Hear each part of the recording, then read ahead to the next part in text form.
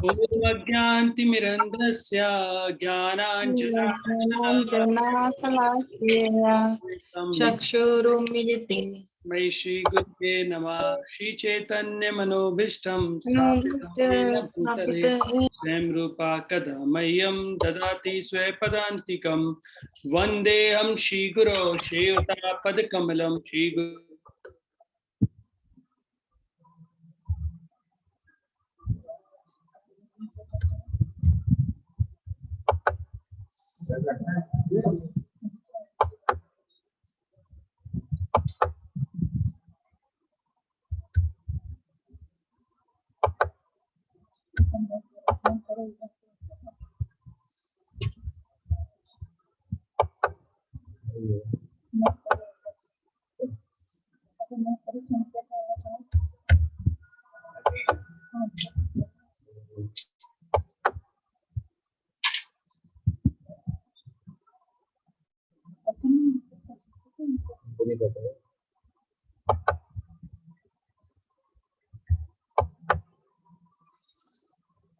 बाबू जी, आपकी आवाज नहीं आ रही बाबू जी। ईश्वरी वृषभानुसुते देवी प्रणमामि हरिप्रिये। वाञ्छाकल्पतरुभ्यश्च कृपा सिन्धुभ्य एव च पतितानां पावनेभ्यो वैष्णवेभ्यो नमो नमः। जय श्री कृष्ण चैतन्य प्रभु नित्यानंद श्री अद्वैत गदाधर शिवासादि गौर भक्तवृंद। हरे कृष्णा कृष्णा कृष्णा हरे हरे, हरे राम राम राम हरे हरे। मुखं करोति वाचालं पंगते गिरिं।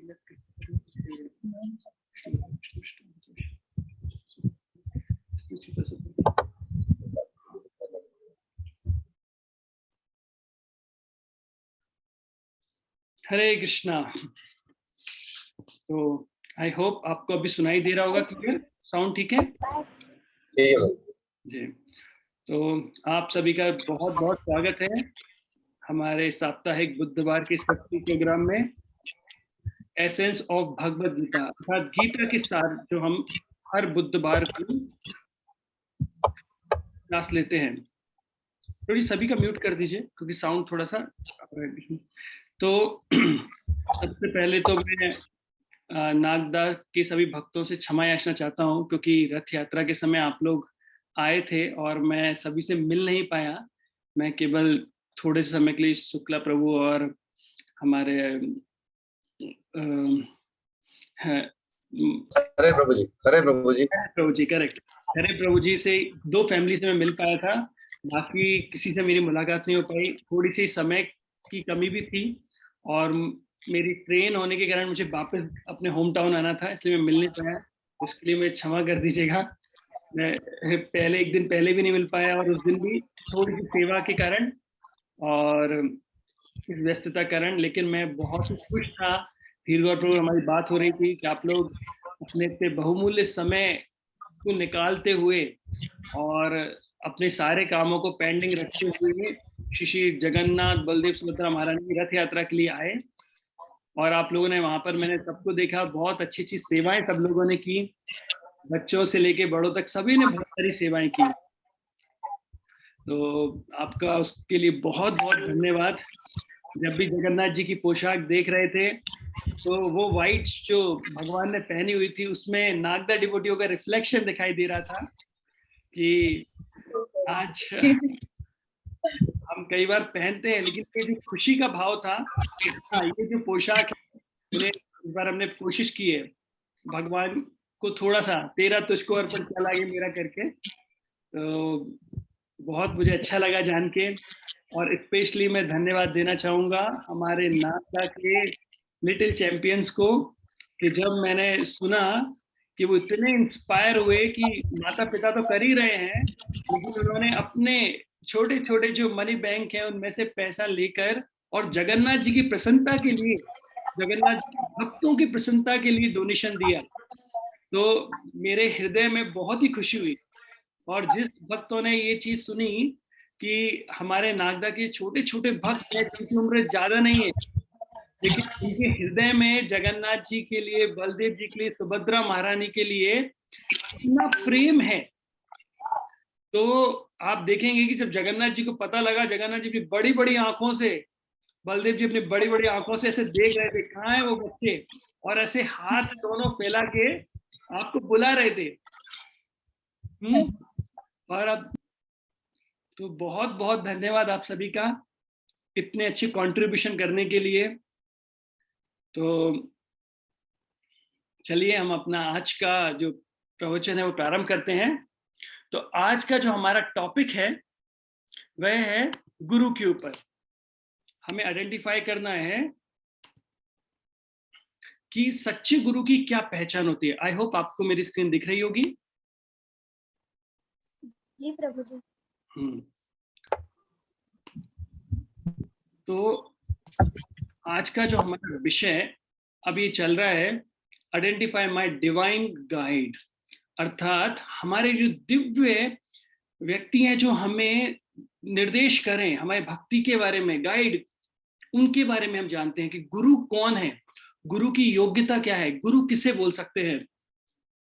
तो भगवत गीता के चतुर्थ अध्याय के 34वां श्लोक 4.34, किसी को पता है कौन सा है श्लोक? बहुत ही फेमस श्लोक है जिसमें गुरु के बारे में बताया गया है। क्या बताया गया है, किसी को याद आया? नहीं। तो तद विद्धि प्रणिपातेन परिप्रश्नेन सेवया उपदिक्षन्ति ते ज्ञानम ज्ञानिनाम तत्वदर्शिना। हमारी स्क्रीन, हाँ। तो यहाँ पे तद विद्धि प्रणिपातेन परिप्रश्नेन सेवया, तो अगर आप क्या करना पड़ेगा, इसका ट्रांसलेशन क्या है? Just try to learn the truth by approaching the spiritual master. आप अगर परम सत्य को जानना चाहते हैं तो आपको क्या करना पड़ेगा? एक प्रमाणित गुरु को के पास जाना पड़ेगा और उनसे क्या करना पड़ेगा? विनम्र भाव से पूछना पड़ेगा। लेकिन पूछने के पहले कुछ करना पड़ेगा, क्या? रेंडर सर्विस अनटू हिम, है ना। परिप्रश्न सेवे के पहले क्या आता है? है ना, कि तद विद्धि प्रणिपाते ना परिप्रश्न सेवया। सेवया, सेवया का अर्थ क्या होता है? सेवा करके। तो गुरु के पास आप जाइए और उनसे पूछना है हमें कि परम सत्य क्या है और हम कैसे उसे प्राप्त कर सकते हैं। लेकिन कैसे करेंगे? पहले उनकी सेवा करके। तो यहाँ पे प्रभुपाद जी के लिखते हैं दो चीज लिखे, enquiring from him submissively and render service unto him. तो उनकी सेवा भाव, एक तो सेवा करना है और फिर विनम्र भाव से इन्हें पूछना है। ऐसा नहीं आप मुझे भगवान को दिखा सकते हैं, अगर आप दिखा सकते हैं तो मैं मानूंगा कि आप गुरु हैं। अगर नहीं दिखा सकते तो मैं नहीं मानता, क्योंकि मैं तो विज्ञान को मानता हूं। और तो ऐसे नहीं हो सकता। तो इसलिए क्या बताया गया भगवद गीता में कि आपको क्या करना पड़ेगा? सेवा भाव दिखाना पड़ेगा। और जब वो आपकी सेवा से प्रसन्न हो जाएंगे तब वो क्या करेंगे? आपके हृदय में वो ज्ञान देंगे।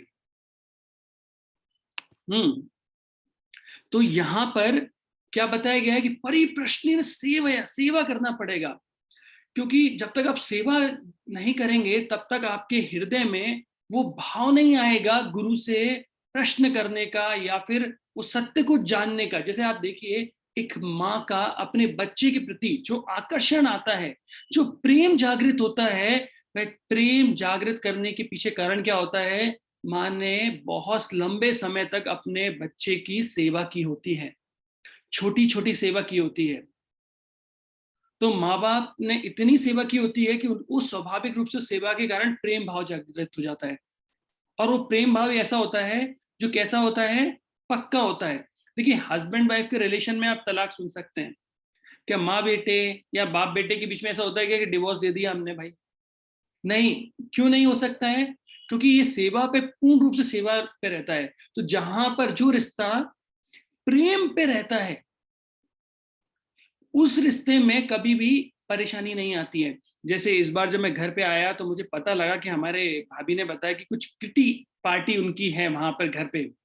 तो पहली बार मेरा आत्म साक्षात्कार हुआ कि किटी पार्टी कुछ होती है जिसमें कुछ लेडीज लोग बैठते हैं। तो मैंने पूछा ये क्या होता है, तो उन्होंने मुझे ज्ञान अर्जित करके बताया कि कुछ लोग पैसा इकट्ठा करते हैं। तो मैंने कहा पैसा तो हम भी इकट्ठा करते हैं भाई, है ना। बोला पैसे इकट्ठे करते हैं और क्या करते हैं, इकट्ठा करके बोले एक व्यक्ति को देते हैं, और जिस व्यक्ति को देते हैं उसके घर पे वो पार्टी होती है। और मैंने क्यों उसके घर पे क्यों होती है, बोला वो इतना खुश होता है इसलिए वो पार्टी देता है। मैंने कहा अरे वाह। तो मैंने कहा हम भी तो सेम ही काम करते हैं, हम भी तो भगवान के लिए पैसे इकट्ठा करते हैं, और पैसे इकट्ठा करने के बाद मंदिर में दे देते हैं, भगवान के लिए देते हैं। लेकिन मुझे इन चीजों से दो चीज रियलाइजेशन में आई। यहां पर लोग पैसा इकट्ठा कर रहे हैं किसके लिए, अपनी इंद्र तृप्ति के लिए, कि जब मुझे इकट्ठा करके पैसा मिलेगा उससे मैं अपनी इंद्र तृप्ति पूरी करूंगा। यहां पे हम पैसा इकट्ठा कर रहे हैं किसके लिए, भगवान की इंद्र तृप्ति के लिए। तो यहाँ पे क्या कर रहे हैं, भगवान की इंद्र तृप्ति के लिए जब कर रहे हैं। तो आप मुझे बताइए, आप में से बहुत सारे लोगों ने किटी पार्टी अटेंड की होगी, और अभी आपने जगन्नाथ रथ यात्रा अटेंड की, कहाँ पे आनंद आपको ज्यादा आया? प्रभु जी रथ यात्रा। रथ यात्रा में, वेरी गुड। अभी आप देखिए, हमें पता है कि पैसा हम ले रहे हैं, हमको वापस नहीं मिलेगा, जगन्नाथ जी की पोशाक में गया, ठीक है, लेकिन हमारा जो हृदय है आनंद से भर गया है। मुझे पता है कि जब मैं आ रहे थे तो शुक्ला माता जी मुझे बोला कि हमने शादी पार्टियां और क्या क्या अटेंड नहीं किया है आज तक, लेकिन इतना आनंद हमने कभी भी नहीं देखा। अभी देखिए, यहाँ पे आपने पैसा इकट्ठा करने के बाद जगन्नाथ जी के लिए रथ यात्रा के लिए दिया, और एक जगह किटी पार्टी में आप पैसा इकट्ठा कर रहे हो अपनी इंद्र तृप्ति के लिए, लेकिन आनंद वहां पे भी आ रहा है। क्यों अधिक आ रहा है? क्योंकि यहाँ पर हम परमेश्वर भगवान की इंद्र तृप्ति को संतुष्ट करेंगे, भगवान के आनंद के लिए कार्य करेंगे। तो आनंद के कारण जो आत्मा परमात्मा का जो रिश्ता है, आत्मा के अंदर से प्रसन्नता के कारण जो हमारा स्वाभाविक नेचर है वो बाहर आता है। कई बार आप बूढ़े लोगों को देखेंगे ना, बोलेंगे मैंने जीवन बर्बाद कर दिया, क्या किया पूरे जीवन में। लेकिन हमारे पास ये क्वेश्चन नहीं है, हम बोलेंगे हमने कुछ बर्बाद नहीं किया है, हमने जो किया है आनंद ही किया है। तो यहाँ पर भगवत गीता में क्या बताया गया है, भगवत गीता में 2.7 अर्थात भगवत गीता के दूसरे अध्याय के 7वें नंबर श्लोक में अर्जुन भगवान को क्या बोलते हैं, कार्पण्य दोषो उपहत स्वभाव। किसी को याद है ये? किसी को याद है? जी प्रभु जी। हाँ बोलो। कार्पण्य दोषोपहत स्वभाव पृच्छामि त्वां धर्मचेतः यत् श्रेयसानिश्चितं ब्रूहि तन्मे शिष्यस्तेऽहं शान्ति मां त्वां प्रपन्नम्। Excellent translation. पता है कुछ पता है आपको क्या बोल रहे हैं भगवान?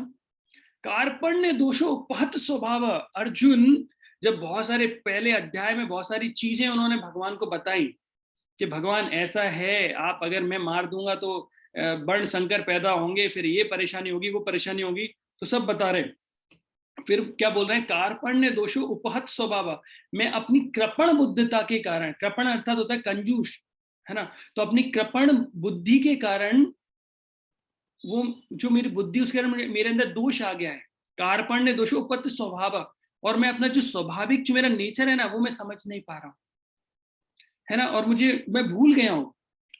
प्रच्छामि त्वाम धर्म सम्मूढ़ चेत, और मैं आपसे पूछ रहा हूं, क्या पूछ रहा हूं, यह श्रेया निश्चितम भूमितन, कि जो मेरे लिए निश्चित हो वो बताइए। फिर क्या बोल रहा है, शिष्यस्तेऽहं त्वां स्वादिमां प्रपन्नम, मैं अब आपका क्या हूं, शिष्य हूं। अभी गुरु वो ऐसा क्यों बोल रहे हैं? देखिए, जो दो दोस्तों के बीच में बात होती है वो फ्रेंडली टॉक होती है, लेकिन गुरु और शिष्य के बीच में जब बात होती है वो फ्रेंडली टॉक नहीं होती है, वह एक सीरियस मैटर होता है। तो अर्जुन क्या बोल रहे हैं, अभी मैं भगवान आपसे मित्र वाला संबंध छोड़ रहा हूं, अभी मैं अपने आप को सरेंडर आपसे कर रहा हूं, और आपसे पूछ रहा हूं कि आप मेरे गुरु की तरह कार्य कीजिए, और मुझे गुरु, आप मुझे शिष्य की तरह स्वीकार कीजिए, और जो मेरे लिए श्रेष्ठ कर हो वो मुझे बताइए। ये श्लोक मुझे भगवद गीता का बहुत अच्छा लगता है। क्यों? क्योंकि मोस्टली टाइम हम फंस जाते हैं दुविधाओं में, हमें पता नहीं होता है ना, हमारा जो मन है, हमारी बुद्धि है, वो अलग अलग प्रकार के दोषों से इस तरीके से आच्छादित हो जाती है कि हमें चीजें दिखाई नहीं देती हैं। तो जब व्यक्ति को ये चीजें दिखाई नहीं देती तब क्या करना चाहिए, गुरु के प्रति शरणागत होना चाहिए। जब आप गुरु के प्रति शरणागत होते हैं तब गुरु आपको बताते हैं कि आपके लिए बेस्ट क्या है ना। क्योंकि गुरु अर्थात जो गुरु शब्द का मतलब होता है, गुरु शब्द का अर्थ होता है भारी, जो कैसा हो, हैवी हो। तो गुरु जब आपसे बात करेंगे तो वो प्यार से बात नहीं करेंगे, वो आपको आपकी मूर्खता पे डांटेंगे। तो बताइए, भगवद गीता में दूसरे अध्याय में भगवान ने फिर पहला श्लोक जो बोलना चालू किया अर्जुन को, क्या बोला, कौन सा श्लोक है? डांट रहे हैं उन्हें, प्रज्ञावास, ऐसा कुछ श्लोक आता है, कुछ सेकंड लाइन में आ से स्टार्ट होता है, किसी को याद आ रहा है? तुम उन चीजों के बारे में सोच रहे हो सोचने लायक नहीं है। 2.11 किसी को याद है? अशोचानंद। हाँ हाँ बिल्कुल सही, आप सही जा रहे हैं। आगे, अशोचन न सोचनते प्रज्ञावान भासते। अर्जुन से बोल रहे हो कि जो चीज के लिए सोचना नहीं चाहिए तुम उसके लिए सोच रहे हो और बड़े बड़े ज्ञानी की तरह बात कर रहे हो। देखिए, जैसे ही भगवान अर्जुन ने भगवान को गुरु की तरह स्वीकार किया तो गुरु भारी होते हैं, तो उन्होंने डांटना चालू किया कि कैसे बात कर रहे हो, प्रज्ञावान अर्थात बुद्धिमान की तरह बात करते हो, लेकिन तुम कैसे हो, कृपण अर्थात तुम्हारी बुद्धि कैसी है, कंजूस की तरह है। तो यहाँ पे दो शब्द बताए गए हैं, कृपण अर्थात किस तरीके का, जो व्यक्ति कंजूस है, कंजूस अर्थात जिसका जीवन केवल वो केवल आई सेंटर्ड लाइफ है, आई मी माई, केवल मैं, मेरा परिवार, मेरे घर वाले, इन चालों की तरफ घूमता है, उसे बोलते हैं कृपण। लेकिन ब्राह्मण अर्थात इंटेलिजेंट पर्सन, जो जानता है कि भाई मैं ये शरीर नहीं, मैं एक आत्मा हूं और आत्मा परमात्मा का अंश होता है, मुझे केवल इसी जीवन के बारे में नहीं, लोक नहीं परलोक के बारे में भी मुझे सोचना पड़ेगा। इसलिए उसे क्या बोला गया है, इंटेलिजेंट व्यक्ति बोला गया है। वो अपने आप को आत्मा नहीं क्या समझता है, शरीर समझता है, इसलिए उसे हम क्या बोलते हैं, इंटेलिजेंट बोलते हैं। सही है? नहीं, वो अपने आप को क्या समझता है, आत्मा समझता है, शरीर नहीं समझता, इसलिए इंटेलिजेंट बोल रहे हैं। और जो व्यक्ति अपने आप को शरीर समझता है उसे हम लोग कृपण बोल रहे हैं। तो भगवान सबसे पहले अर्जुन को डांटते हैं और डांट के बोलते हैं भाई तुम कैसे बात कर रहे हो। तो अभी हम बात करते हैं गुरु के बारे में। तो यहाँ पर क्या लिखा हुआ है पहला स्लाइड में कि अब हमें किसकी गुरु की जरूरत है कि नहीं है। अगर है तो क्या ऐसा नहीं हो सकता कि हम लोग कई बार सोचते हैं कि गुरु की आवश्यकता ही क्या क्यों है मुझे, ऐसा नहीं हो सकता क्या कि मैं खुद ही अपनी चीजों के बारे में जान लूं, खुद ही भगवान के बारे में, इतनी सारी चीजें हैं तो सही, गुरु के पास जाके पूछने की मतलब क्या है, मतलब कोई नेसेसिटी है कि नहीं है गुरु की। तो यहाँ पे क्या बोला गया है कि जब कभी भी आपको किसी चीज की जरूरत होती है तो आप उस चीज के लिए किसी ना किसी पे विश्वास तो करते ही हैं। इससे पहला एग्जांपल में क्या बताया गया है कि मान लीजिए कि आप किसी नाई के पास, किसी बार्बर शॉप पर जाते हैं कटिंग करवाने या शेविंग करवाने के लिए, तो उस तरह का इस्तेमाल, चाकू का इस्तेमाल करता है शेविंग के लिए, और आप विश्वास रखते हैं कि व्यक्ति मेरा गला नहीं काटेगा, विश्वास किया हमने। एक स्टूडेंट ये बोल सकता है इतनी सारी किताबें तो है ही मार्केट में, मान लीजिए मुझे डॉक्टर बनना है तो इतनी सारी किताबें हैं, किताबें पढ़ूंगा बन जाऊंगा, और आजकल तो यूट्यूब का भी बहुत टाइम अच्छा है, तो यूट्यूब पे वीडियो देखूंगा और डॉक्टर बन जाऊंगा। ऐसा होगा क्या? नहीं, उसे इंस्टीट्यूट जाना पड़ेगा। केवल इंस्टीट्यूट जाने से हो जाएगा? उसे मेडिकल की किताबें पढ़नी पड़ेंगी। केवल किताबें पढ़ने से हो जाएगा? तो क्या होगा, उनको गुरु स्वीकार करना पड़ेगा, तब जाके वो क्या होगा, वो डॉक्टर बन पाएंगे। फिर अब एक और विश्वास की बात हम करते हैं कि एक बच्चा है, वो अपनी माँ जैसे उसे बताती है बेटा ये तुम्हारे पापा है, भाई है, बहन है, सब मान लेता है। कभी आपने ने सोचा है क्या मेरी मदर की बात पे मैं क्यों विश्वास करूं सीधे, ये तो टेक्नोलॉजी का जमाना है, मैं डीएनए टेस्ट करके देखूंगा कि मेरे पापा है कि नहीं, जिनको मेरा भाई बोला जा रहा है भाई है कि नहीं, ये बहन है कि नहीं। ऐसा हम करते हैं? नहीं करते हैं, लेकिन जैसा मम्मी ने बोला वैसा मान लेते हैं। अभी हम बात करते हैं कि मान लीजिए बाजार में तो बहुत सारी मेडिकल है, लेकिन डॉक्टर ने जो भी आपको दवाई दे दी, नीली पीली काली गोली दे दी, हम लेके खा लेते हैं। क्या हम ये क्वेश्चन करते हैं या हम रिसर्च करें कि आज मैं लेट मी सी कि डॉक्टर ये दवाई क्यों दे रहा है, और मैं डॉक्टर से पूछूं ही क्यों? मुझे तो पता है बुखार आने में पैरासीटामोल खाई जाती है ना, इस पे ये वाली दवाई खाई जाती है। क्या मन से काम कर सकता है वो? नहीं, उसे विश्वास करना पड़ेगा, और बिना रिसर्च की विश्वास करना पड़ेगा। हम कभी ऐसा नहीं कर सकते कि डॉक्टर के पास जाए फिर रिसर्च कर करके देखें कि सही गोली दी है कि नहीं। हम खाते हैं और हम अच्छे हो जाते हैं। हम किसी बस में जाके बैठते हैं तो ड्राइवर से नहीं पूछते भाई साहब लाइसेंस है कि नहीं, है ना। आपको रास्ता तो पता है कि नहीं है, और रात की बस में बैठा हूं, आपने दिन में नींद ली है कि नहीं ली है, पता लगी आपको रात में नींद लग गई तो हम एक क्वेश्चन भी नहीं करते। इवन हम तो ड्राइवर की शक्ल भी नहीं जान पाते कि ड्राइवर दिखता कैसे है, और जाके बैठ जाते हैं और अपनी जगह पहुंच जाते हैं। करेक्ट। तो कई बार ये सारी चीजें होती हैं हमारे जीवन में, और हम लोग क्या करते हैं, विश्वास मान जाते हैं कि ये सारी चीजें संभव होती हैं। विश्वास मतलब क्या? आप इन सभी चीजों में विश्वास कर रहे हैं कि मैं बस में जाके बैठूंगा, एक जगह पहुंच जाऊंगा, ट्रेन में जाके पहुंचूंगा, जिस जगह का टिकट लिया है वहां पहुंच जाऊंगा, डॉक्टर से जो दवाई ली है अच्छा हो जाऊंगा। लेकिन जब गुरु की बात आती है तो हमें ऐसा क्यों लगता है? हमारे मन में इतने सारे प्रश्न क्यों आ जाते हैं? हम अगर आध्यात्मिक उन्नति करना चाहते हैं तो हम गुरु क्यों स्वीकार नहीं कर पाते हैं? क्यों हमारे मन में इतने सारे क्वेश्चन आते हैं? तो अभी हम लोग देखते हैं सबसे पहले कि गुरु की बारे में, कि गुरु कौन है। लेकिन सबसे पहले ये भी जानना होता है कि गुरु कौन नहीं है ना। तो गुरु कौन नहीं है? तो गुरु वो व्यक्ति को हम गुरु नहीं मान सकते जो फीस लेकर, पैसा लेकर, और ऐसा होता है ना कई बार, बेटा आओ मैं तुम्हें एक मंत्र दूंगा, ये मंत्र स्वयं भगवान ने मुझे दिया था, है ना, तो ये मंत्र सीधा बैकुंठ से आ रहा है, आपको ये मैं मंत्र देता हूँ, फीस 1 लाख रुपए। बोला गुरुजी मेरे पास तो पैसे नहीं है। ठीक है 50,000 दे दो, 50% डिस्काउंट, लेकिन सीक्रेट मंत्र मैं तुम्हें देता हूँ।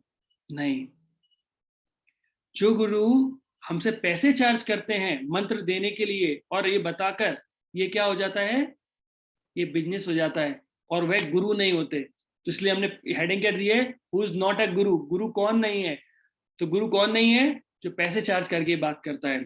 दूसरा, कई बार हम लोग, जो लोग हमको सिखाते हैं, योगा सिखाते हैं और बताते हैं कि भाई योग के द्वारा भक्ति प्राप्त की जाती है ना, और योगा में भी क्या सिखाते हैं, एक्सरसाइज सिखाते हैं। अभी गलती से क्या हुआ कि मैंने एक सुना कि एक एकादशी के बारे में कोई सेमिनार दे रहे हैं, तो किसी ने मुझे लिंक भेजी और मैंने उसे ऐड करके मैं उसमें गया। 1.5 घंटे का सेमिनार था, और 1.5 घंटे के सेमिनार में मैंने कहा अच्छा, कोई मुझे किसके बारे में, एकादशी के बारे में बताना चाहते हैं। लेकिन वो बता रहे थे कि फास्टिंग करने से हमारी हेल्थ कितनी अच्छी रह सकती है। और जब एकादशी का हम फास्ट करते हैं तो एकादशी की फास्ट या तो एयर पे कर सकते हैं या फिर जल पे कर सकते हैं, वाटर या फिर एयर, और उनको करने से किस तरीके से हमारा शरीर अच्छा रह सकता है। तो मैं शॉक हुआ सुन के कि ऐसा कैसे संभव है, क्योंकि हम एकादशी क्या बोलते हैं, माधव तिथि भक्ति जननी, अर्थात जो एकादशी है वो माधव तिथि है, और कैसी है, भक्ति की जननी माता होती है। लेकिन पूरे सेमिनार में केवल मैंने यही सीखा कि कौन से चक्र हमको एकादशी में करने चाहिए, फास्टिंग के समय कौन सी मुद्राएं करनी चाहिए, कौन सी एक्सरसाइज करनी चाहिए। तो क्या इसका भक्ति से रिलेशन है? क्या नहीं है। तो ये केवल क्या हो गई, एक शारीरिक एक्सरसाइज हो गई है, इसका भक्ति से कोई रिलेशन नहीं हुआ। फिर जो गुरु आपको बताते हैं कि भाई मैं भी भगवान हूं, आप भी भगवान हो, और कुत्ता भी भगवान है, लेकिन भगवान भगवान नहीं है केवल, है ना। Dog is God but God is not God, है ना। तो ये गुरु नहीं होते हैं जो बोलते हैं मैं भगवान हूं, आप भगवान हो, सब भगवान है। नहीं, एक्चुअली भगवान ही भगवान है केवल। और हम सब कौन है? हम सब कौन है? हाँ कोई बोल रहा है, दुविता आप बोल रहे हो? उनका अंश है, उनसे अंश हैं यार, दास हैं हम लोग। करेक्ट, हम भगवान नहीं है। करेक्ट। अभी और किसको हम बोलेंगे गुरु नहीं बोल सकते? भाई जो लोग अपने शिष्यों को बोलते हैं कि भाई आप कुछ भी काम करो, कोई भी मंत्र जाप करो, कोई भी नियम पालन करने की आवश्यकता नहीं है ना? बेक बोरो और still but leave like king size.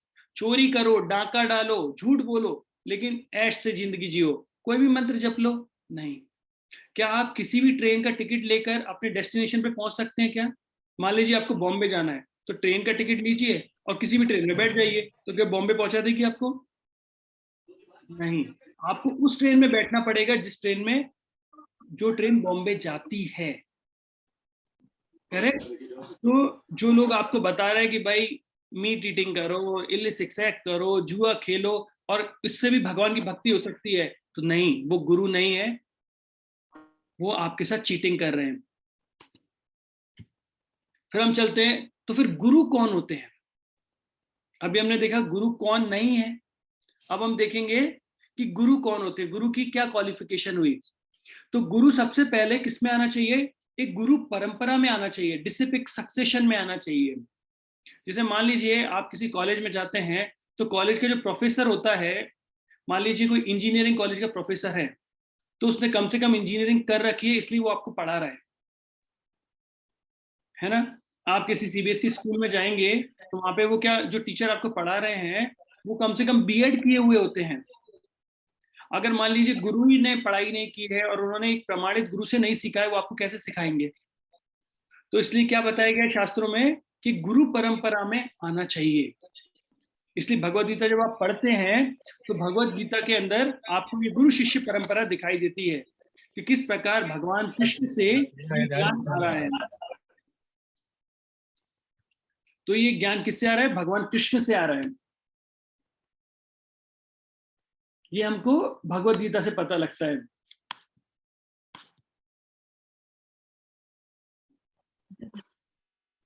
फिर यहाँ पे नेक्स्ट क्या आता है? गुरु should know the essence of scripture but need not be a Sanskrit scholar. अर्थात ऐसा जरूरी नहीं है कि कोई जो गुरु है वो संस्कृत का स्कॉलर हो, मतलब एक से एक मंत्रों का बारे में बता रहा है, उच्चारण कर रहा है, लेकिन उसे पता ही नहीं है शास्त्रों के बारे में, शास्त्रों का एसेंस क्या है। तो एक बार ऐसा हुआ कि बहुत सारे स्कॉलर जो थे, कोई चतुर्वेदी, कोई त्रिवेदी, चतुर्वेदी अर्थात चारों वेदों का ज्ञान जिनको है, त्रिवेदी अर्थात तीनों वेदों का ज्ञान है, ऐसे लोग शिल प्रभुपाद जी के पास आए और अलग अलग वेदों के बारे में बताने लगे। वेद में ऐसा लिखा है, वेद में ये बताया गया है, वेद में वो बताया गया है। प्रभुपाद जी सुन रहे थे कि हाँ, आप लोग सही कह रहे हैं, वेद में बहुत कुछ लिखा गया है, तो आप मुझे बताइए कि वेदों का सार क्या है, भगवान कौन है? तो बोलते हैं भगवान। बोला कि स्वामी जी, ये भगवान को जानना बहुत जटिल है, ये बहुत ही आपने कठिन प्रश्न किया है कि भगवान कौन है। तो श्रील प्रभुपाद जी पास में खेलते हुए बच्चों को बुलाते, इधर आओ इधर आओ। तो उसका नाम रहता है, बच्ची का नाम सरस्वती। बोला सरस्वती बताओ भगवान कौन है? बोला कृष्णा। बोला वेरी गुड। तो प्रभुपाद जी एक लड्डू लेते हैं, उनको देते हैं और बोलते हैं देखो, आप सारे वेदों को जानते हो और आपको पता नहीं भगवान कौन है, और वेदों का सार क्या है? भगवान कृष्ण को जानना। और देखो ये बच्चे जानते हैं, तो कौन ज्यादा ज्ञानी हुआ, आप के वो बच्चे? वो बच्चे। तो इसी तरीके से जिसने एसेंस जान लिया है, तो यहाँ पे जरूरी नहीं है कि बहुत सारे संस्कृतों के श्लोक जानते हो, बहुत सारे शास्त्रों को जानते हो, लेकिन उन्हें एसेंस जाना जरूरी होता है कि शास्त्रों का सार क्या है उसको। क्योंकि जो सार होता है, जब कोई व्यक्ति बताता है, तो वो हमें हर चीज का निचोड़ दे दिया है, उसने एसेंस दे दिया है, और फिर कुछ जानने की हमें जरूरत नहीं होती। फिर हम जो गुरु होते हैं, वो इन सब चीजों से ऊपर होते हैं। अर्थात हम गुरु को किसी धर्म से, किसी कास्ट, क्रीड, कलर, नेशनलिटी, हम ये नहीं बोल सकते ये गुरु बहुत सुंदर दिखते हैं, है ना, ये मैं इनको अपना गुरु स्वीकार करूंगी क्योंकि ये बहुत अच्छे लगते हैं, है ना, ये बात बहुत अच्छे से करते हैं, ये तो अरे नहीं, ये तो विदेशी गुरु है, मैं इनको एक्सेप्ट नहीं करूंगी। नहीं, गुरु का इन चीजों से मतलब ही नहीं होता, क्योंकि गुरु इस संसार के होते ही नहीं है।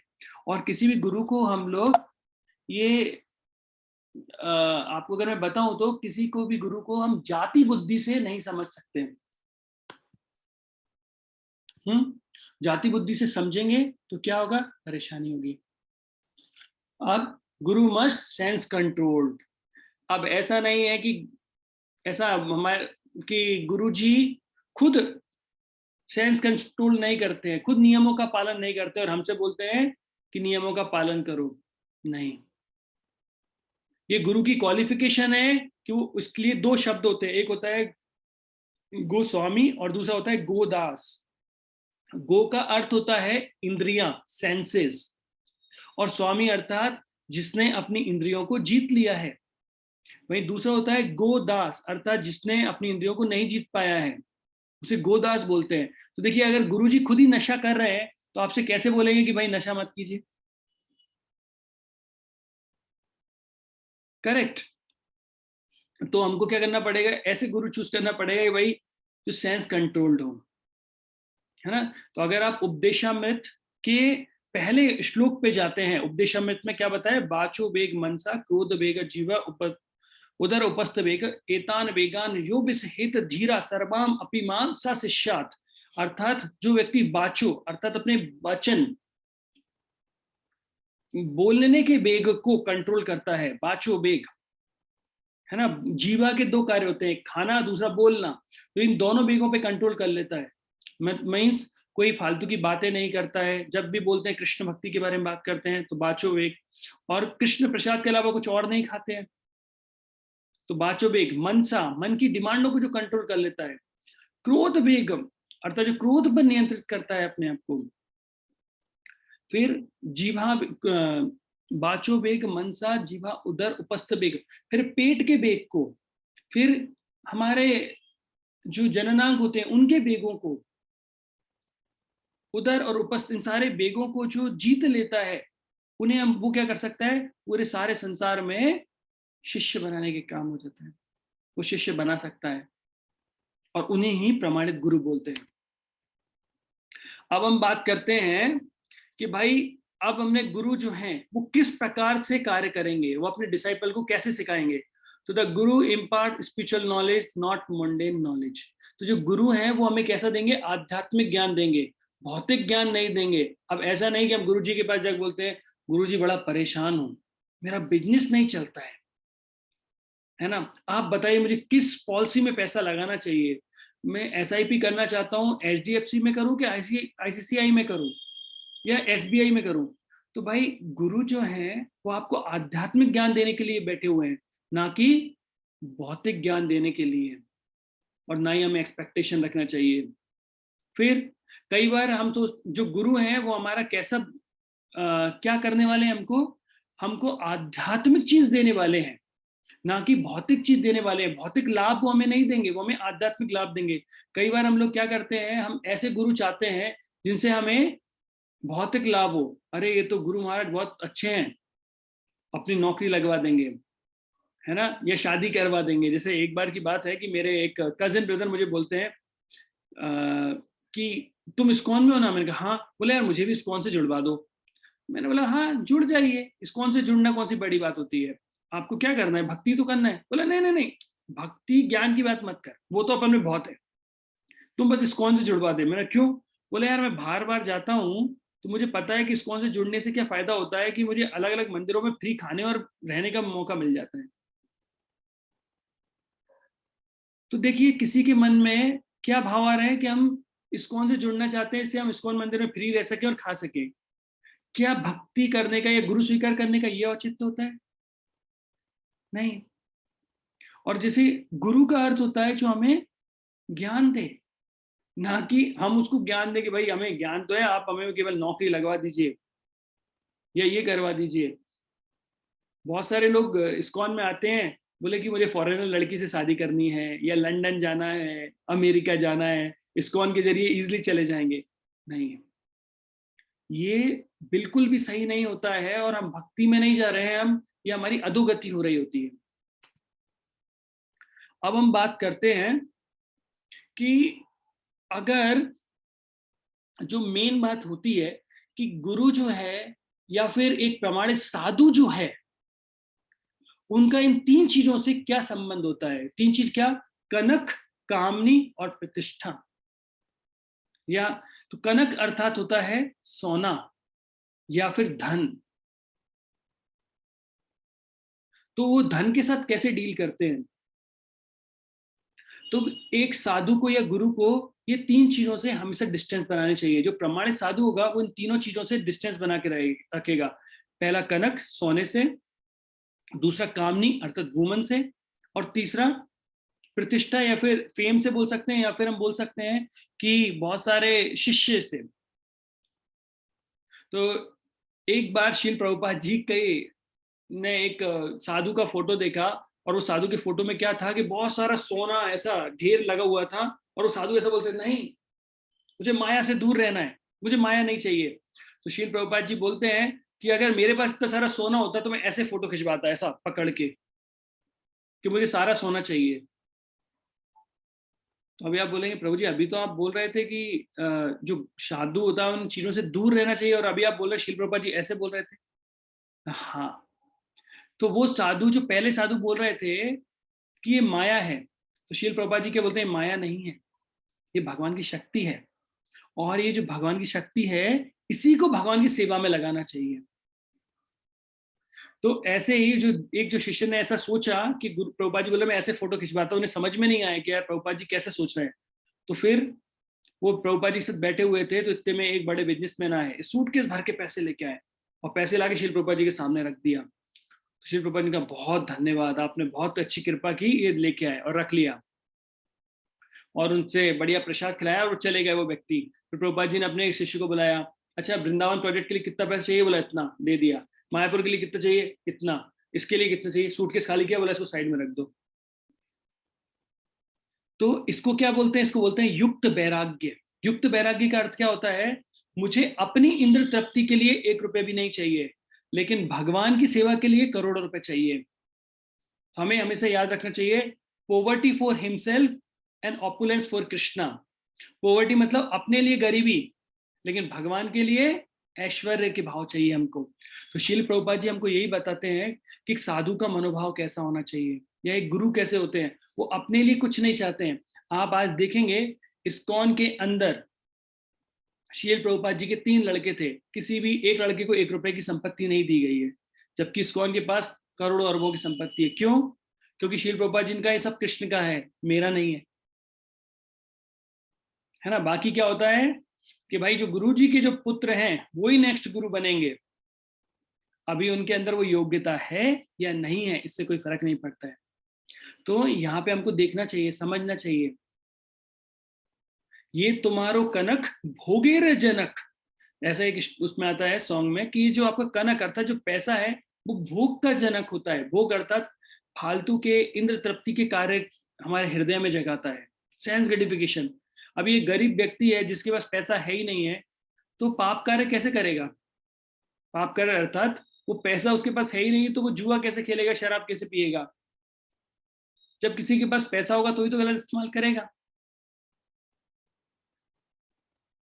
लेकिन कई बार लोग करते हैं कि भाई अपनी कमाई का बहुत गलत इस्तेमाल भी करते हैं। लेकिन हमें ध्यान रखना है कि पैसे का उपयोग कहाँ पे हो, सदुपयोग होना चाहिए, भगवान की सेवा में होना चाहिए, अपने परिवार के भरण पोषण में होना चाहिए।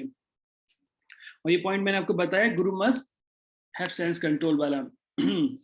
अब हम बात करते हैं what is the Guru general behaviour. तो एक गुरु का जनरल बिहेवियर कैसा होना चाहिए? तो यहाँ पे क्या बताया गया था? गुरु should be decorated with all saintly qualities. तो गुरु के अंदर कैसे होने चाहिए? सभी साधुओं की क्वालिटी होनी चाहिए। अब साधु की क्वालिटी क्या होती है? तो साधुओं की क्वालिटी कहाँ बताई गई है? श्रीमद् भागवतम में बताया गया है। तो वह श्लोक आता है, तितिक्षवा कारुणिका सुहृदा सर्वदेहिना अजात शांत साधु भूषणंगा। साधु साधु भूषणंगा मीन तितिक्षवा अर्थात वो कैसे होंगे? तितिक्षवा मतलब पेशेंस, टॉलरेंस उनके अंदर बहुत होगा। तितिक्षवा कारुणिका, कारुणी मतलब बहुत ही ज्यादा कृपालु होते हैं, मर्सीफुल। कारुणिका सुहृद, सुहृद मतलब होता है जो सभी का मतलब इसको वेल, हम ऐसा बोल सकते हैं ना, वेल विशर है वो सभी के। जैसे शील प्रभुपाद जी को हम बोलते हैं है ना, एवर वेल विशर, आपके हमेशा वेल विशर की तरह। तो वो साधु कैसे होते हैं? वेल विशर होते हैं, आपके शुभक्षी होते हैं, आपको शुभ कामनाएं देते हैं, आपको ऐसी चीजें बताते हैं जो आपको उन्नति करे जीवन में, ना कि अधोगति करे।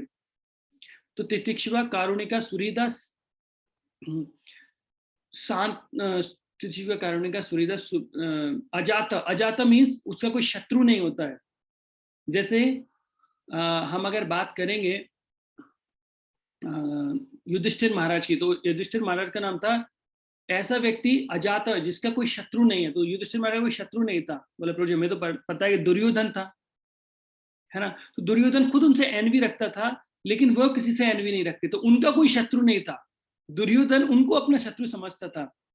शायद अब क्लियर होगा, मैं बोल रहा हूँ उनका कोई शत्रु नहीं है। तो दुर्योधन उनका शत्रु नहीं था, लेकिन दुर्योधन के युधिष्ठिर महाराज शत्रु थे। शांत, वो कैसे रहते हैं? शांत रहते हैं। जो भगवान ने दिया है ना, सीताराम सीताराम सीताराम कहिए, जाही विधि राखे राम, ताही विधि रहिए। तो जैसा भगवान रखते हैं उस हालत में वो रहते हैं। और ये जो दिव्य क्वालिटीज होती हैं, ये एक साधु का आभूषण है। देखिए साधु देखने में सुंदर है कि नहीं, बड़ी बड़ी जटाएं हैं, दाढ़ी है, या वो बड़े कैसे कपड़े पहनते हैं, ये साधु का आभूषण नहीं है। साधु का आभूषण क्या होता है? उनका व्यवहार, उनका भगवान के प्रति शरणागति, उनकी कृष्ण के प्रति रुचि, ये सब कुछ क्या है? एक साधु का गुण होते हैं, और यही उनका मेन आभूषण होते हैं। Next, the Guru should preach by his own example, जिसे हम बोलते हैं आचार्य। आचार्य अर्थात जो अपने आचरण के माध्यम से सिखाते हैं कि भक्ति कैसे करनी चाहिए। अभी गुरुजी आपको बोल रहे हैं कि प्रतिदिन सुबह उठ के 16 माला का जप कीजिए। अब गुरुजी 16 माला नहीं करते हैं, तो कैसे आपको बोलेंगे 16 माला कीजिए? हमें 4 नियमों का पालन करना चाहिए, शराब नहीं पीना चाहिए, ये नहीं करना चाहिए, और गुरुजी खुद पी रहे हैं। क्या वो साधु होगा? नहीं है साधु। तो गुरु को कैसे प्रचार करना चाहिए? अपने आचरण के माध्यम से, है ना। Action are louder than words, ऐसा बोलते हैं ना कि जो हम करते हैं वो ज्यादा दिखाई देता है, ना कि बोलने से। तो जो एक गुरु है, वो जो बोल रहे हैं वो ही करते हैं, और ऐसे गुरु को हम प्रमाणित गुरु बोलते हैं। अब हम चलते हैं एक ट्राइंगल पे कि भाई प्रभु जी आपने बहुत सारे गुरु के बारे में बताया, तो हम चेक कैसे करेंगे ये प्रमाणित गुरु है कि नहीं है? तो ये ट्राइंगल, हमारे गुरु को हमें चेक करना है, तो 3 फिल्टर हमको लगाने पड़ेंगे। कौन कौन से? गुरु, साधु, शास्त्र, ये 3 फिल्टर हैं। तो गुरु जो कहते हैं, क्या साधु वैसे ही व्यवहार करते हैं कि नहीं? जैसे गुरु महाराज ने कहा कि भाई कलयुग का जो धर्म है वो संकीर्तन मूवमेंट है, तो साधु लोग संकीर्तन कर रहे हैं क्या? हाँ कर रहे हैं। शास्त्रों में लिखा है क्या? हाँ। तो ये तीनों फिल्टर कंप्लीट हो गए। तो जो साधु बोलते हैं उन्हें 2 और चीजों से चेक कर लेना चाहिए कि साधु जो बोल रहे हैं हमारे गुरु महाराज से चेक किया और शास्त्रों में देखा ऐसा लिखा है क्या? हाँ। शास्त्र बोल रहे हैं, लेकिन शास्त्रों को कैसे फॉलो करना है वो हम अपने गुरु के माध्यम से देख सकते हैं और साधुओं के माध्यम से देख सकते हैं। तो ये ट्राइंगल हमेशा हमको फॉलो करना चाहिए, गुरु, साधु, शास्त्र। ठीक है, तो गुरु, साधु, शास्त्र हम लोग करेंगे तो हमको समझ में आ जाएगा कि किस तरीके से हमें फॉलो करना चाहिए। अब मैं आपको बताता हूं कि जो गुरु हमारे होते हैं वो क्या होते हैं, वो एक फॉल बैक ऑप्शन की तरह होते हैं। अर्थात फॉल बैक ऑप्शन का अर्थ क्या होता है? फॉल बैक ऑप्शन का अर्थ होता है कि जब कभी मैं नीचे गिरूंगा तो मैं गिरते समय किससे अपनी बात बताऊंगा या किससे गाइडेंस लूंगा जिससे मैं वापस ऊपर उठ सकूं। तो अभी फॉल बैक ऑप्शन की अगर हम बात करें तो चलिए हम कौरव और पांडवों की बात करते हैं। तो कौरव और पांडव, तो कौरवों के फॉल बैक ऑप्शन कौन थे? दुर्योधन के फॉल बैक ऑप्शन कौन थे? कोई परेशानी आती थी, कष्ट आती थी, कुछ भी होती थी, किसके पास जाते थे वो? प्रभु जी शकुनी। शकुनी, करेक्ट। तो शकुनी मामा के पास वो जाते थे और शकुनी मामा किसी सारी चीजें बताते थे। और जब भी पांडवों को कोई परेशानी आती थी, कुछ भी दुविधा होती थी, वो किसके पास जाते थे? कृष्ण भगवान। प्रभु जी कृष्णा। Yes, कृष्णा। तो वो कृष्ण के पास जाते थे, करेक्ट। तो क्योंकि कृष्ण उनके गुरु की तरह कार्य कर रहे थे और यहाँ पर शकुनी मामा उनके गुरु की तरह कार्य कर रहे थे, इसलिए आपको समझ में आ रहा होगा कि विजय किसकी होगी, पांडवों की, क्योंकि उनकी फॉल बैक ऑप्शन मजबूत होते हैं। तो देखिए, जब कोई व्यक्ति वो डिवोटी बनेगा कि देवदास बनेगा, जैसे जब कोई व्यक्ति की जीवन में परेशानी आती है, आपने देखा है ना, तो दो ऑप्शन होते हैं उसके पास, या तो वो देवदास बन जाए, है ना, पारो भी गई और कौन जो जो भी है, मतलब वो सब गए वो उसकी तरह, या फिर वो एक भक्त की तरह जीवन जी सकता है। तो डिपेंड करता है निर्देशन पे। परेशानी हर व्यक्ति के लाइफ में आती है, लेकिन ये फॉल बैक ऑप्शन है। गुरु का होना सबसे बड़ा जीवन में यही होता है कि वो आपको गाइड करते हैं कि आपको मुड़ना कहाँ पर है, किस जगह जाना है। तो पांडवों के जीवन में जब भी परेशानी आई, कृष्णा खड़े थे। और अगर आप देखेंगे कौरवों के जीवन में कभी परेशानी आई, मामा जी खड़े थे। खड़े तो नहीं थे बेचारे, एक ही पैर से चलते थे, थोड़ा सा लंगड़े थे, लेकिन उन्हें पता नहीं था कि वो सबसे बड़े शत्रु वही थे उनके। तो उसी तरीके से कौरवों को नहीं पता था कि शकुनी मामा ने कसम खाई थी कि उनके पूरे वंश को नष्ट करने की। शायद आपको स्टोरी पता होगा, हमने डिस्कस की भी थी कि उनको सबसे बड़े शत्रु थे। उसी तरीके से कई बार हम गुरु स्वीकार करते हैं एक महान व्यक्ति को। आप जानते हैं कौन है वो महान व्यक्ति? हमारा मन। हम हमारे मन को ही गुरु स्वीकार कर लेते हैं, और जब कोई परेशानी आती है तो खुद ही डिसाइड करते हैं क्या करना चाहिए मुझे। उसने मुझे ऐसा कहा तो अब मैं उससे क्या कहूंगा, अभी इस परिस्थिति में क्या करना चाहिए। तो जब आपने अपने मन को ही गुरु स्वीकार कर लिया है तो आप समझ जाएंगे। और हमारे शरीर में मन एक ऐसे व्यक्ति है, जैसे मान लीजिए आप किसी फुटबॉल मैच खेल रहे हैं और आपकी टीम में दूसरी टीम का व्यक्ति आपकी टी शर्ट पहन के आ गया है, तो क्या होगा? वो गोल, आप सोचेंगे वो गोल उधर करने जाएगा, नहीं, वो आपकी की साइड गोल करके आएगा। तो मन जो है वो क्या करता है, वो हमारे दुश्मन की तरह ही काम करता है।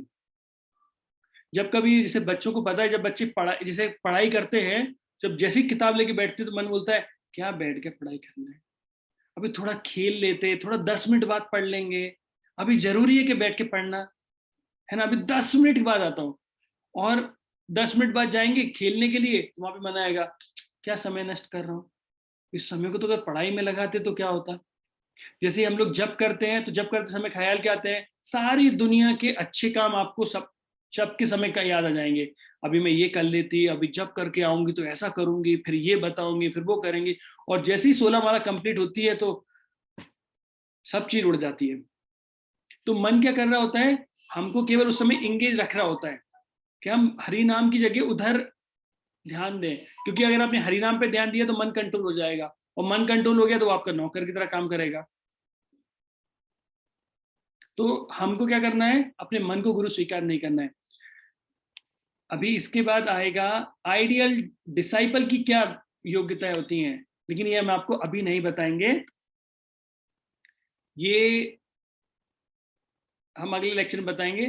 तो अभी का गुरु के बारे में मैं यहीं पे विराम देता हूं। अगर किसी का कोई प्रश्न है तो प्रश्न कर सकता है।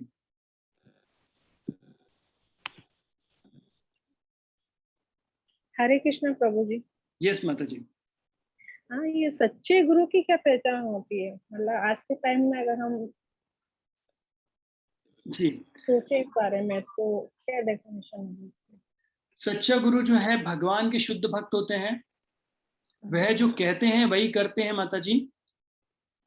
अर्थात वह भगवान के नाम, जैसे कलयुग का जो धर्म है, हमें कलयुग के अनुसार गाइड करते हैं। सच्चा गुरु अपनी वेशभूषा से कभी पहचान में नहीं आते, सच्चे गुरु अपने आचरण से पहचान में आते हैं। आप देखेंगे कनक, कामनी और प्रतिष्ठा, इन चीजों से दूर रहकर वो केवल भगवान की शुद्ध भक्ति के बारे में आपसे बात कर रहे होते हैं। वो आपको भौतिक चीजों को ना देते हुए वो केवल आपको आध्यात्मिक चीज देते हैं। वो सदगुरु की पहचान होती है माता जी। जी। यस यस इति माता जी, आपने हैंड रेस किया है। हरे कृष्णा प्रभु जी। हरे कृष्ण माता जी। जी माता जी। प्रभु जी, कभी ऐसा कहा जाता है प्रोफेशनल लाइफ में कि we are a product of our choices. तो करेक्ट। हम जैसी लाइफ में चॉइस चुनते हैं या जो चीज चुनते हैं उसी हिसाब से हम बनते हैं।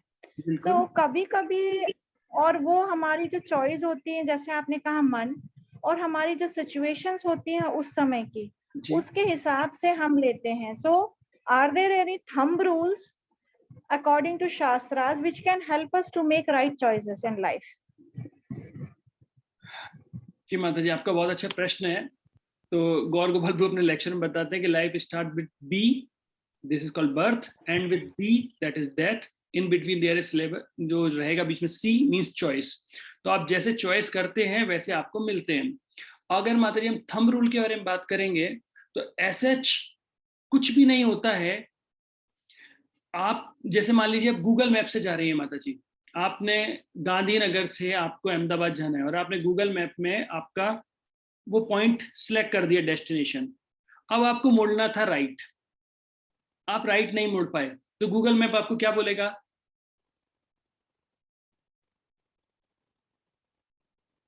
वो बोलेगा कि अच्छा टेक राइट और दिस अ रॉन्ग टर्न और हाँ, समथिंग लाइक दैट। मीन्स वो आपको बोलेगा ठीक है यहाँ से नहीं हुआ, नेक्स्ट राइट लेके जाना, नहीं तो यू टर्न लेके आओ।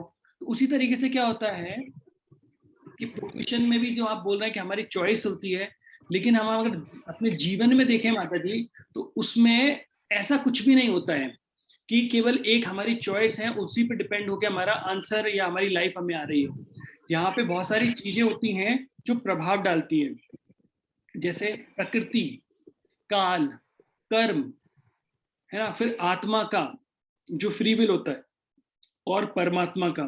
तो ये सारी चीजों को मिलकर एक रिजल्टेंट चीज बनती है जो हमें मिलती है। जैसे मान लीजिए आप 10th क्लास का आपने एग्जाम दिया, तो 10th क्लास में आपकी 75% बनी। अब 75% जो थी वो कैसी परसेंटेज थी? मैथ्स की परसेंट थी कि साइंस की थी या सोशल साइंस की थी? किसकी थी? That is called overall. Maths में इतने मार्क्स आए, साइंस में इतने मार्क्स आए, और वो ओवरऑल जब आया तो वो आपका रिजल्ट बन जाता है। तो उसी तरीके से हमारे जीवन में भी जो कुछ भी आता है वो ओवरऑल आता है। ओवरऑल मतलब कि कुछ आपकी चॉइस थी, कुछ आपके कर्म थे, कुछ प्रकृति थी, कुछ परिस्थितियों ने उसे बनाया, और उसको मिलने के बाद आपको एक ओवरऑल रिजल्ट मिलता है। तो केवल इतना। यस माता जी। नहीं प्रभु जी, प्लीज कंटिन्यू। हाँ, तो मेरा बस कहना इतना ही होता है कि जो कोई भी रिजल्ट आपके पास आएगा तो उसमें 100% ना तो आपकी चॉइस होती है ना ही आपके कर्मा होते हैं। ये मिक्स रिजल्ट होता है जो हमारे प्रीवियस लाइफ के कर्मा के कारण हमें मिलता है, इस लाइफ के जो हमारे कर्मा होते हैं उससे मिलता है, और प्लस जो परमात्मा का हस्तक्षेप उसमें होता है। जैसे मान लीजिए कोई डिवोटी है, तो डिवोटी जब भी कोई इच्छा करता है तो भगवान बोलते हैं okay it is good for your भक्ति, तो सैंक्शन ले लो, तथास्तु तथास्तु तथास्तु। लेकिन अभी यही चीज कोई भौतिक व्यक्ति बोलेगा तो भगवान बोलेंगे रिजेक्ट, नहीं नहीं देना है। तो क्या होता है, भक्त के लिए भगवान कैसे कार्य करते हैं, अभक्त के लिए कैसे कार्य करते हैं, दोनों में अंतर होता है। और मैंने आपको एक एग्जांपल बताया था ना एक लेक्चर में कि मदर से सिगरेट मांगना, फादर से सिगरेट मांगना, और एक पान वाले से सिगरेट मांगना। आपके पास 10 रुपए हैं और 10 रुपए ले जाके आप एक पान वाले को दोगे कि भाई एक फॉरेस्ट कार दे दो, तो वो दे देगा आपको। और पापा से मांगेंगे तो 4 स्क्वायर नहीं 5 स्क्वायर देंगे वो आपको, 4 स्क्वायर आपको नहीं मिलेगा। तो ये क्या अंतर हो जाता है? तो वही अंतर होता है कि मैं इसलिए आपको बताया क्योंकि कई बार भक्तों के जीवन में कुंडली में कुछ होता है और होता कुछ है उनकी लाइफ में। तो वो हमेशा बोलते हैं प्रभु जी ऐसा क्यों हो रहा है? तो ऐसा इसलिए हो रहा है कि उनकी लाइफ डायरेक्ट अब भगवान के हाथ में आ गई है। जैसे ही कोई व्यक्ति भक्ति जीवन स्वीकार करता है तो वो सारा का सारा हैंडओवर भगवान अपने हाथ में ले लेते हैं। अब वो कैसे चलाएंगे वो भगवान जानते हैं। तो भौतिक जीवन में तो मैं आपको बोलूंगा किसी व्यक्ति के जीवन में कुछ हो रहा है वो उसके पूर्व जन्म के कर्म है उसके कारण हो रहा है। अब भक्त की लाइफ में कुछ हो रहा है तो वो मैं नहीं बता पाऊंगा क्योंकि वो केवल कृष्णा के हाथ में होता है, वो कैसे घुमाएंगे वो ही जानते हैं। तो कई बार एक डिवोटी मुझे बोल रहे थे, कई बार भगवान हमारे जो कर्मों का नल होता है कभी फुल खोल देते हैं, कभी खोलते ही नहीं है। तो कई बार जहां चाहिए होता है उससे ज्यादा दे देते हैं, और जहां नहीं चाहिए होता है तो नहीं देते हैं। माता जी। धन्यवाद प्रभु जी। श्वेता माता जी ने भी शायद हैंड रेज किया था। जी प्रभु जी। माता जी। प्रभु जी हरे कृष्णा, दंडवत प्रणाम। कृष्ण माता जी। माता जी। प्रभु जी आप ना मुझे ना ये चेक एंड बैलेंस का समझाएंगे क्या थोड़ा सा और? अच्छा, थोड़ा सा चेक एंड बैलेंस का प्लीज। जी। तो माता जी चेक एंड बैलेंस में हमारी 3 चीज हैं, गुरु, साधु और शास्त्र। तो मान लीजिए आपके गुरु महाराज कुछ बोल रहे हैं कि भाई आपको भगवान के नाम का जप करना चाहिए। तो अभी गुरु महाराज जो बोल रहे हैं वो सही बोल रहे हैं या गलत बोल रहे हैं, तो हमें क्या करना चाहिए? बाकी साधुओं से पूछना चाहिए कि भाई कलयुग के लिए क्या है। तो बताएंगे नाम जप है, आप लोगों को नाम जप करना चाहिए। तो अपन ने कहा ठीक है। तो ये किससे चेक हुआ? ये साधुओं से चेक हो गया। अभी आपने बोला कि अरे साधु भी बोल रहे हैं, गुरु महाराज भी बोल रहे हैं, क्या शास्त्रों में कहीं ऐसा आता है क्या? तो अपन कहा हाँ। फिर हम गए भाई, रामचरितमानस में आया कलयुग केवल नाम आधारा सुमर सुमरन उतरी पारा, है ना। तो और भी हम बहुत सारे उसमें जाएंगे, अलग अलग श्लोक हमें शास्त्रों में दिए गए हैं, है ना। हरे नाम केवलम कलयुग नास्ते नास्ते नास्ते गतिरन्यथा। तो ये श्लोक आ रहे हैं, अर्थात गुरु महाराज जो बोल रहे हैं सही है। अभी कई बार शास्त्रों में माता जी कुछ चीजें ऐसी, तो इससे क्या हो रहा है, पहले आपने गुरु को चेक कर लिया, ठीक है माता जी। गुरु को किससे चेक किया? साधु से और शास्त्र से। अब हम बात करते हैं कि मान लीजिए शास्त्र में हमने पढ़ा कोई चीज और अब हमें समझ में नहीं आ रही है, तो हम किससे चेक करेंगे? गुरु से और साधु से जाके चेक करेंगे कि भाई शास्त्रों में लिखा है कि जो मल होता है वो कैसा होता है? दूषित होता है, और उसे हाथ लगाने से हमें क्या करना पड़ेगा? नहाना पड़ेगा, है ना। लेकिन गोबर से तो हम जहां पर भी ये करते हैं, लेपते हैं, तो वो स्थान शुभ हो जाता है। तो बताएंगे आपको कि भाई शास्त्रों में ये भी बताया गया है कि जो मल होता है वह कैसा होता है? अशुद्ध होता है, लेकिन गाय का गोबर जो मल होता है वह शुद्ध होता है। हड्डी से हाथ लगाने से अपवित्र होगी, लेकिन एक हड्डी है जिसे भगवान के लिए बजाई जा, मीन्स शंख एक हड्डी होती है, लेकिन उसको बजाने से, उसे टच करने से हर चीज ऑस्पिशियस अर्थात शुभ हो जाती है। तो देखिए शास्त्रों में जो लिखा था हमें समझ में नहीं, शास्त्रों की भाषा माता जी कई बार क्या हो जाती है? बहुत अजीब हो जाती है। तो हमें अगर समझ में नहीं आती तो हमें क्या करना चाहिए? गुरु से पूछना चाहिए, और गुरु जो बोल रहे हैं बाकी साधुओं को भी देख लेना चाहिए। तो यहाँ पे शास्त्र चेक हो गए। अब हम देखते हैं साधुओं को। किसी साधु ने कुछ बताया हमें, अब हमें समझ में नहीं आया, तो हमने फिर गुरु महाराज से पूछा कि गुरु महाराज मैंने देखा साधु लोग ऐसा कर रहे थे, तो आपका कहने का मीनिंग क्या है? तो फिर गुरु महाराज हमें बताएंगे ऐसा नहीं ऐसा होता है। फिर हमने देखा वो शास्त्र में वैसा लिखा है कि नहीं लिखा है, तो माता जी इसको बोलेंगे चेक। तो हमें कभी भी अंधविश्वास नहीं करना चाहिए। जैसे मान लीजिए ये तो योग्यता थी कि भाई गुरु को कैसे स्वीकार करना चाहिए और गुरु की कैसे व्यवहार करते हैं, ऐसा क्यों है? क्योंकि जब आप गुरु को स्वीकार करते हैं तो वह आपका केवल, जैसे पत्नी स्वीकार की तो 1 जन्म या 7 जन्म के लिए होगी, लेकिन गुरु हमारे पूरे, ये नहीं, जीवन भर जब तक हम रहेंगे सब गुरु के लिए ही रहेंगे। तो उसमें कभी डिवोर्स नहीं होता कि आप डिवोर्स फाइल कर दीजिए कि भाई गुरु महाराज को मैं तलाक देना चाहता हूँ, तो वो कभी नहीं होगा। इसलिए उनको जानने के पहले ये सारी चीजें बताई गई हैं कि भाई शास्त्रों में देख लीजिए ये प्रमाणित गुरु है कि नहीं है, और इसलिए ये चेक बताए गए हैं। जैसे मान लीजिए आपके गुरु कोई कार्य करते हैं, जैसे मैं आपको बताता हूँ, मेरे साथ एक इंसिडेंट हुआ कि मैंने गुरु महाराज को देखा कि एक डिवोटी ने क्या किया, एक डिवोटी गा रहे थे माइक पे, और माइक पे गा रहे थे, इतने में गुरु महाराज आए। जैसे ही गुरु महाराज आए तो उन्होंने क्या किया, बोला गुरु महाराज गाएंगे, तो उन्होंने छट से उस डिवोटी से माइक खींच लिया और आ गए। वो गुरु महाराज के लिए माइक लेके आ गए। गुरु महाराज ने बहुत जोर से डांटा। तो जब डांटा तो अब ये क्या होता है, शास्त्रों में लिखा गया है कि डीटीज अर्थात भगवान के सामने ना तो किसी को डांटना चाहिए ना किसी को नमस्कार करना चाहिए, लेकिन गुरु महाराज ने डांटा।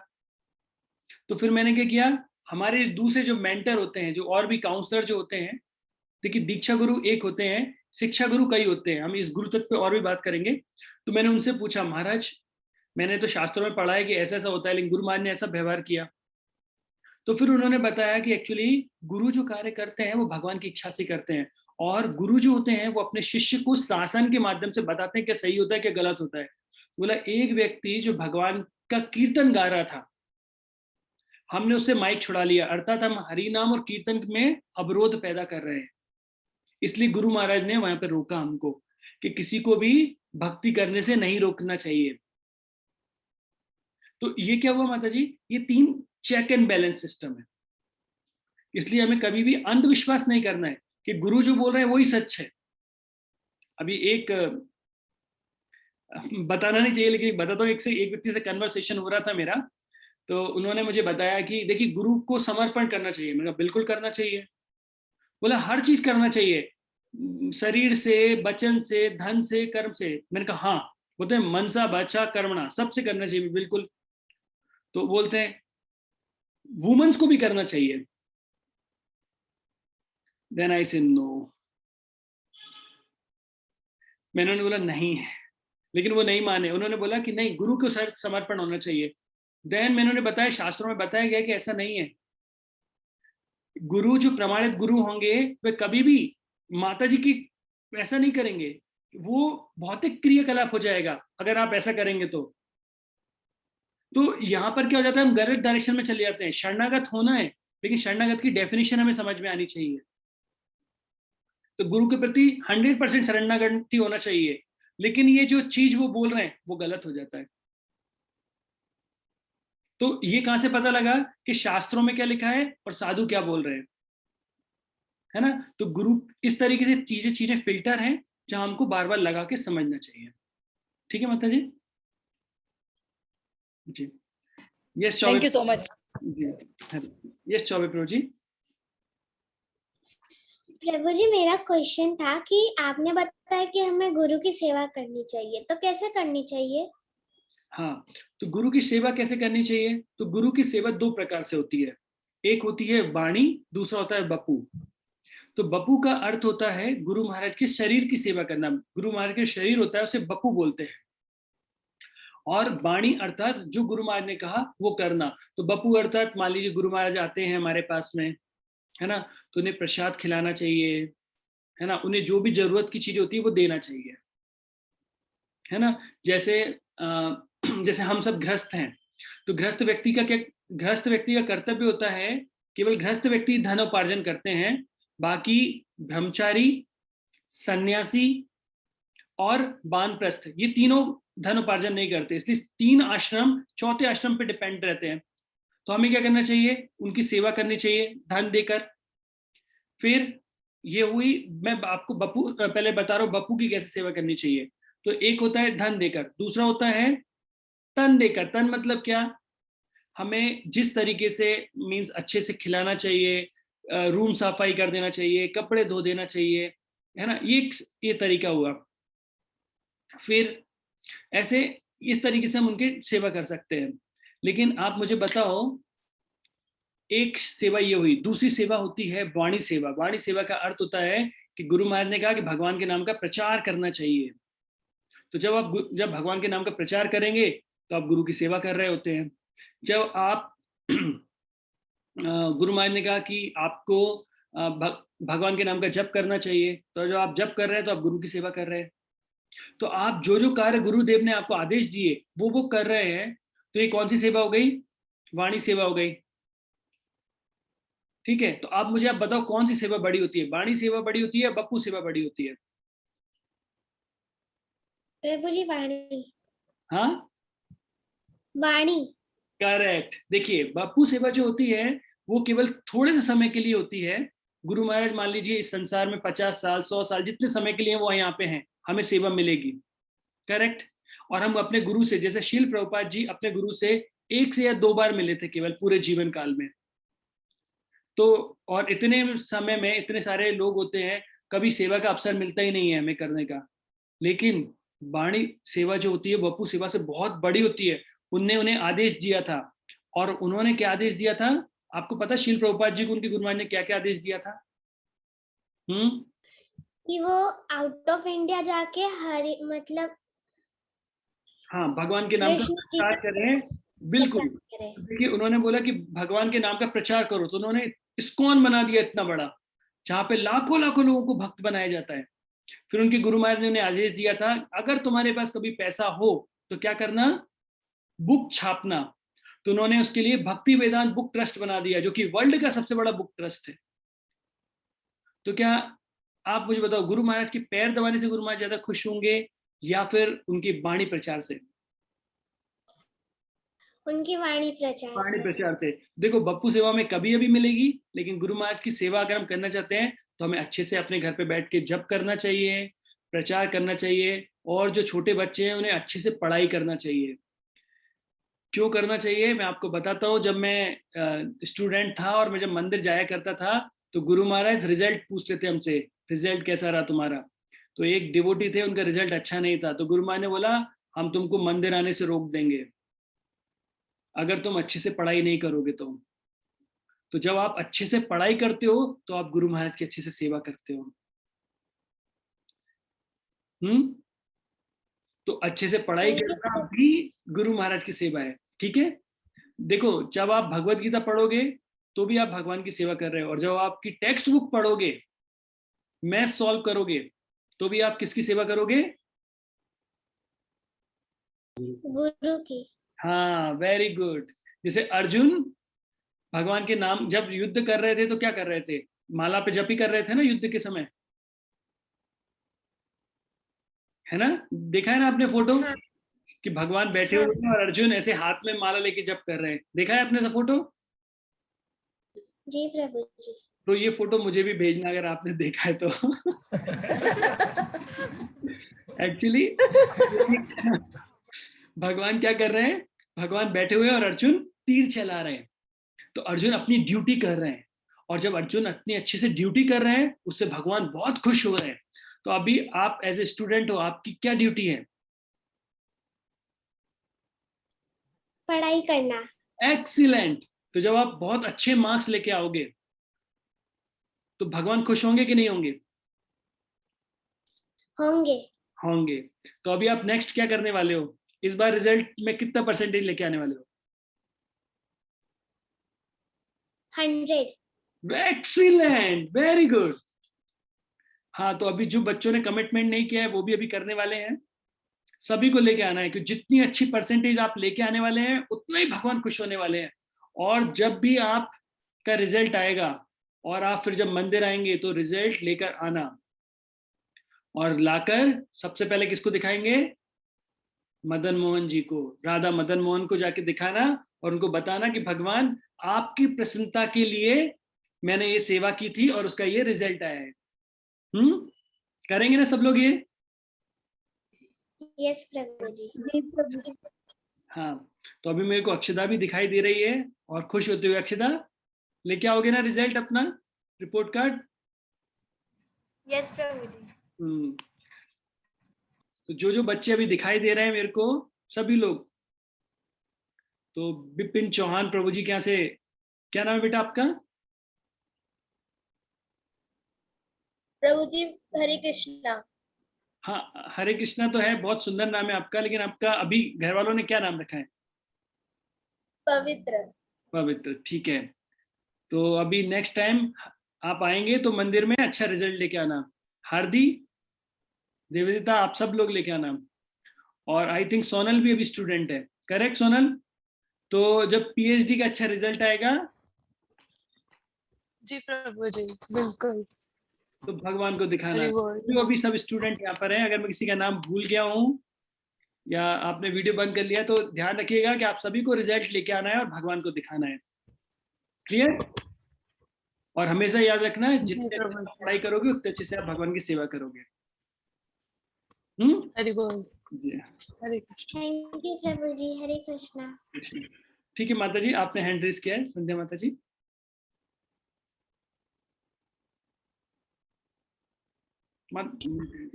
हरे कृष्ण प्रभु जी, दंडवत प्रणाम आपको। प्रभु जी, ये मेरे भैया हैं संजय तिवारी, ये पुणे से हैं जी। ये रिसर्च में वाइस प्रेसिडेंट है। और ये आपसे कुछ क्वेश्चन पूछना चाह रहे हैं। तो प्रभु जी, मेरा बड़ा बेसिक क्वेश्चन है कि गुरु कैसे मिलते हैं, और जब गुरु चाहें तब वो हमें मिलते हैं, या जब हम ढूंढते हैं तब वो हमें मिल जाते हैं? तो प्रभु जी, ये प्रमाणित गुरु के बारे में अगर हम बात करें तो यहाँ पे क्या होता है, आपको मैं एक स्टोरी बताता हूँ कि कार्तिक मंथ जब आता है तो वहां पे राधा दामोदर जी होते हैं।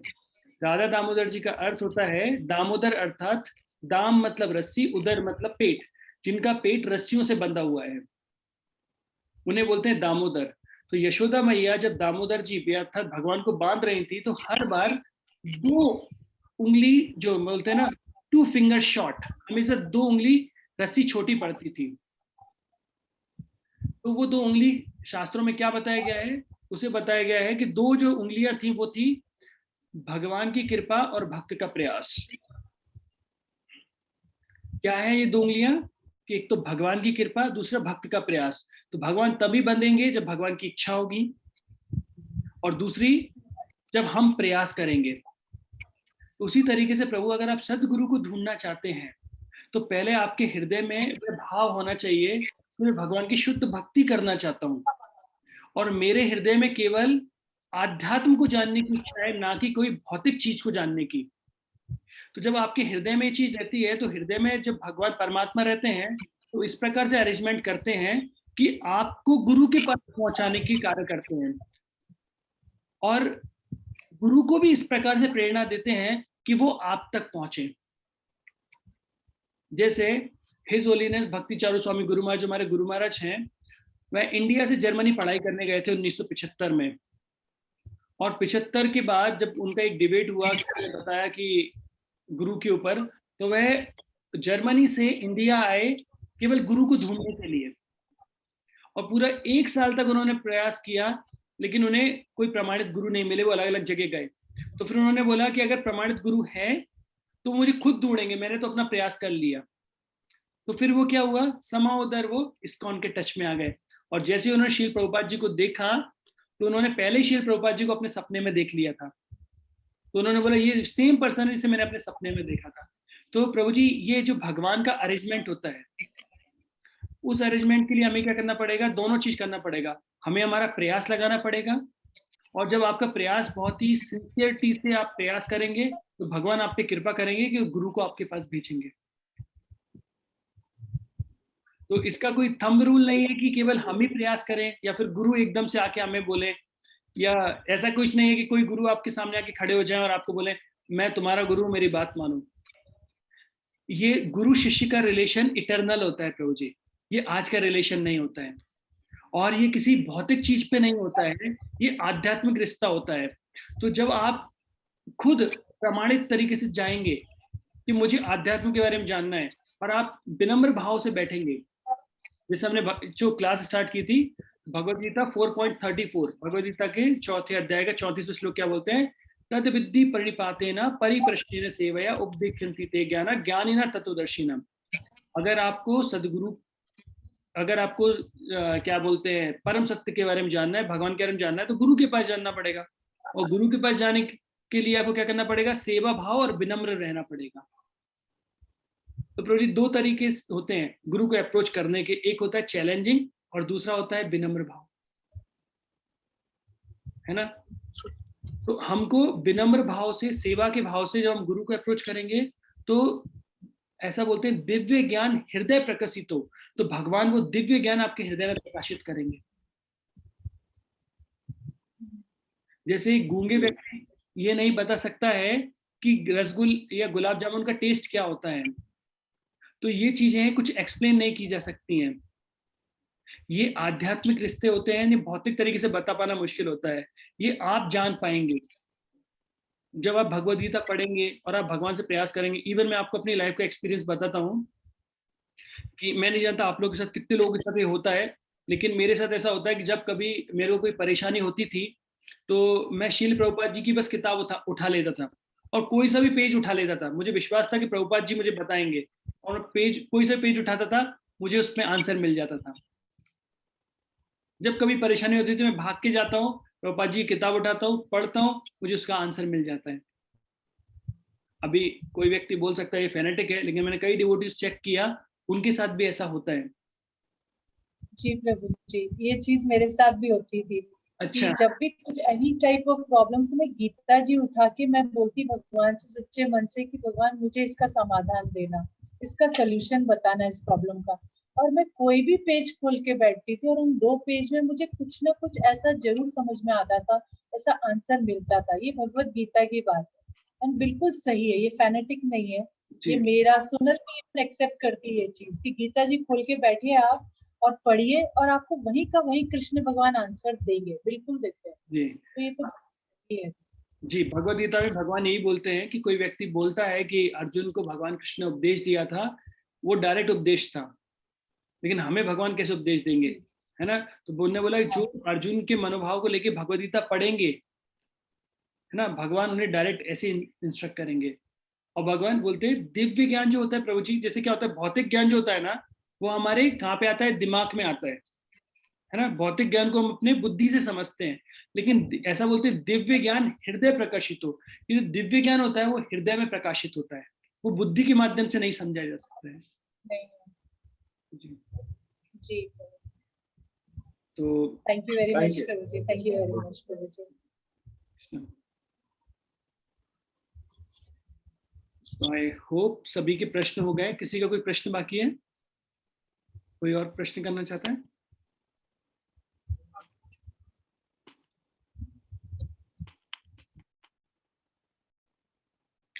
ठीक है, तो अगर किसी का कोई प्रश्न नहीं है तो आज के प्रवचन को हम लोग यहीं विराम देते हैं। तो बहुत बहुत धन्यवाद आप सभी का, इतने धैर्य पूर्वक प्रवचन को सुनने के लिए और मुझे अवसर देने के लिए कि भगवान की सेवा कर पाऊं।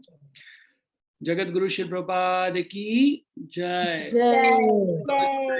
की जय, नागदा भक्तविंद की जय, और प्रेमानंद